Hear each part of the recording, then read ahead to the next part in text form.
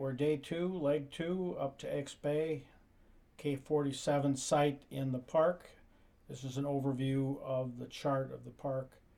Keep in mind that red line in the upper northeast corner is the boundary between US and Canada.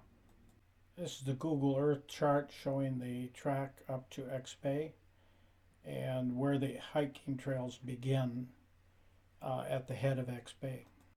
This is the Navionics chart that I use for navigation on the water. And the leg 2 up to Eks Bay, K47 site is 1.2 nautical miles, averaged about 6.8 knots on this particular leg. And you can see I did a little maneuvering there coming into the site to make sure where I wanted to tie up. It was pretty rocky and I had to be very careful. And this last chart is the Voyageurs National Park chart that I use in the Avenza app. And it has a good detail on where the campsites are and the boat sites are, as well as the trails, as you can see on this particular chart.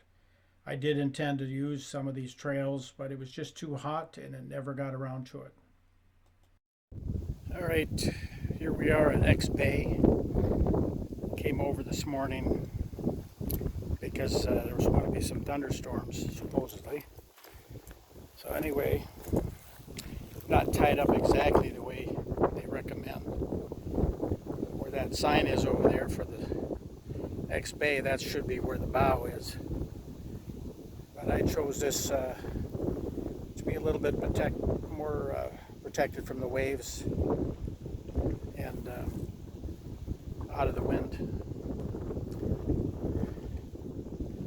Nice sight. Already went swimming. It was so hot. Now the breeze is up, so it feels decent, but it's been really hot. About 85 or 86. A lot of fishermen.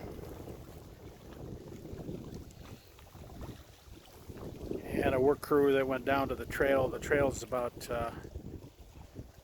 just off that, around that point there. It's about 2/10 of a mile. And I was thinking of kayaking down there, but I think I will pass on that, at least for now. It's just too warm. But it's got a nice fireplace, but you can't use them right now because of fire danger. No fires allowed.